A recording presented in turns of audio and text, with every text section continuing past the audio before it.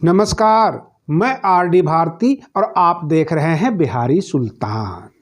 आज 74वां दिन किसान आंदोलन का है और अगर आपने 1857 का स्वतंत्रता संग्राम के बारे में केवल पढ़ा होगा तो आप गाजीपुर बॉर्डर, टिकरी बॉर्डर और सिंघू बॉर्डर, जो देश की राजधानी दिल्ली का बॉर्डर है, वहां आकर आप देख सकते हैं। आपको लाइव नजर आ जाएगा कि स्वतंत्रता संग्राम का आंदोलन कैसा होता था। अगर आपके बच्चे ये पूछ दें कि हमें विश्वास नहीं होता कि महात्मा गांधी को एक थप्पड़ मारा जाता था तो दूसरा गाल आगे कैसे कर देते थे, तो आप उन्हें यह बता सकते हैं कि जाकर गाजीपुर बॉर्डर पर देख लो, राकेश टिकैत जी फूल लगा रहे हैं और दिल्ली पुलिस वहां पर कांटे बिछा रही है। और इस तरह का जो है किसान वगैरह जितने भी थे वहां पर मिट्टी मंगा लिए ताकि उसके ऊपर हम फूल लगा लेंगे। अब मैं आपको ताज़ा अपडेट्स दे रहा हूं। अभी 10 मिनट पहले टिकरी बॉर्डर पर जिंद का करमवीर यानी किसान आंदोलन में है और वो आत्महत्या कर लिया। अब रही बात ये, करीब 150 किसान अभी तक आत्महत्या कर चुके हैं और हमारी जो सरकार है संवेदना भी प्रकट नहीं कर पाती उन किसानों के लिए, ना उनके घर जाती है, उन्हें जो है देशद्रोही मानती है, राष्ट्रद्रोही मानती है, सत्ता विरोधी मानती है।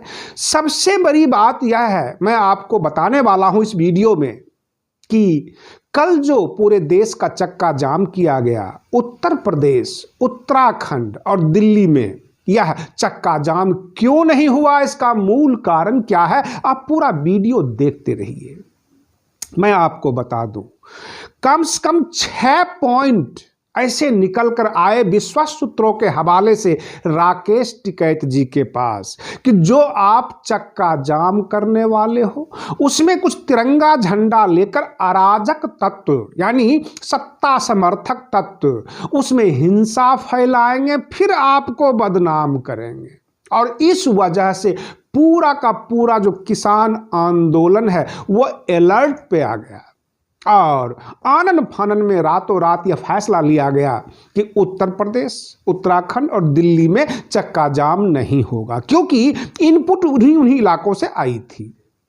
अब मैं आपको बता दूं, जो लेटेस्ट राकेश टिकैत जी ने ऐलान किया है अपने किसानों के लिए कि वे किसान इस आंदोलन में शामिल हों जिनके जेब में उनका आधार कार्ड हो और कम से कम 4-5 लोग उन्हें पहचानते हो, क्योंकि जो आंदोलनरत जो किसान हैं वह इस बात से भय में है कि सत्ता पक्ष कभी न कभी कुछ न कुछ गड़बड़ी फैला सकती है।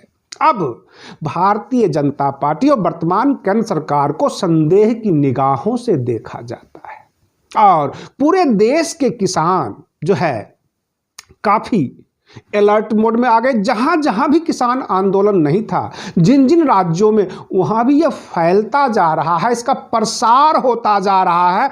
आप यह कह सकते हैं कि जस जस सुरसा रूप बढ़ावा तस तस कपि बदन बढ़ावा, इस तरह से सत्ता जो है अपनी ताकत दिखाती है, किसान का आंदोलन और फैल जाता है। बॉर्डर पर कम से कम 50,000 पैरामिलिट्री फोर्सेज को खड़ा किया गया, पुलिस को खड़ा किया गया और यह आंदोलन उसी रूप में फैलता जा रहा है। अब प्रश्न यह है कि आपने कभी यह सोचा होगा कि इस देश में 2 पार्ट हो जाएंगे, एक सत्ता पक्ष और दूसरा सत्ता के विरोध में आंदोलनकारी किसान।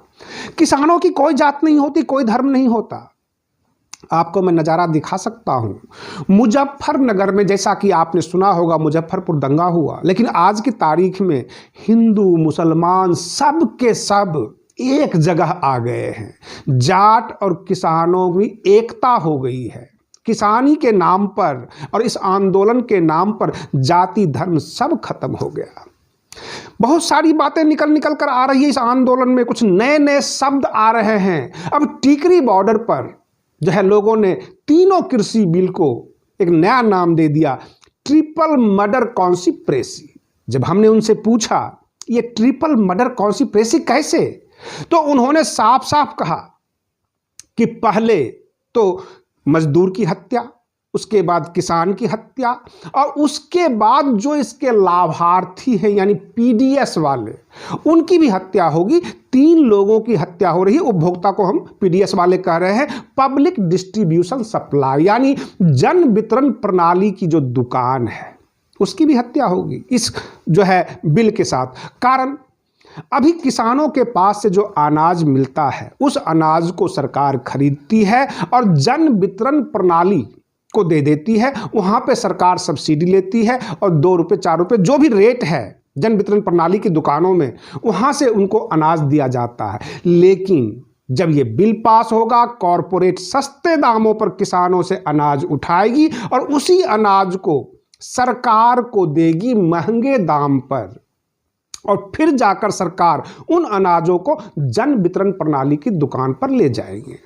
यह भी हो सकता है कि अनाज इतनी महंगी कर दे कॉरपोरेट कि सरकार कह दे कि भैया आप जन वितरण प्रणाली में हम अनाज किसी को नहीं दे सकते, हम जो है लोगों को ये बांट नहीं सकते, इस योजना को हम खत्म करते हैं। तो हो सकता है धीरे धीरे ये योजना खत्म हो जाए। जितने लोग आज रोटी खा रहे हैं कल को भूखे मरेंगे।